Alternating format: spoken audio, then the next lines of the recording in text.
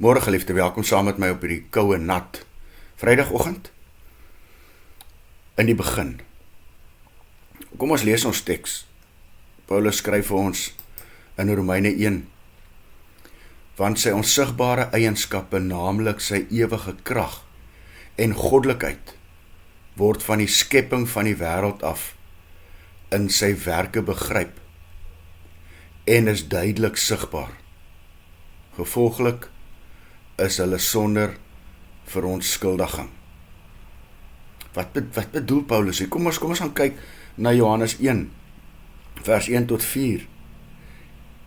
As Johannes skryf, heel aan die begin het die woord reeds bestaan.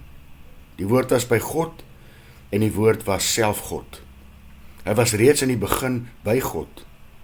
Alles het deur hom ontstaan en sonder hom het nie een ding wat ontstaan nie. In hom was daar lewe en die lewe het gedien as die lig vir die mense. Wat is ons gelowiges se antwoord? En ons het 'n baie vaste, duidelike antwoord. As iemand vir jou sou vra, waar kom die aarde vandaan? Waar kom die wêreld vandaan? Waar kom alles vandaan? En dan antwoord ons baie duidelik. God het dit geskep. Saam met al die sterrestelsels, saam met alles wat hier is. En dan kry ons baie keer die vraag, wie het God geskep? En dan antwoord ons as gelowiges. Ons antwoord volgens Exodus 3 vers 14. God het nog altyd bestaan. Hy is die groot ek is. En dan moet ons vanmôre vir ons Here Jesus Christus bedank. Want ons lewe, sonder hom is daar niks.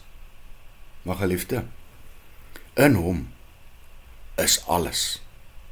En alles bestaan deur hom. Sien, die evangelie is nie ingewikkeld soos mense dit wil maak nie. Is eintlik bitter eenvoudig. En dit maak volkome sin. God was nog altyd, hy het geskep, maar in jou gemaak, en in hom lewe ons. Sonder hom bestaan ons net. Kom ons skyn vanmôre as sy kinders in 'n donker wêreld.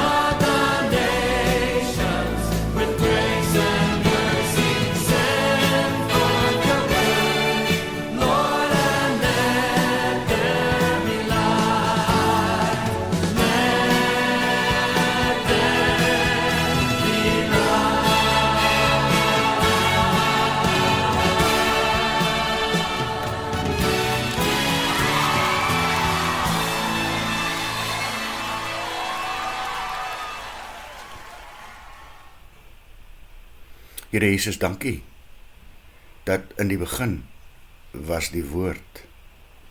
En eendag sal hy terugkom, en alle geheimenisse opklaar. Amen. Mag jy saam met my 'n lieflike dag hê.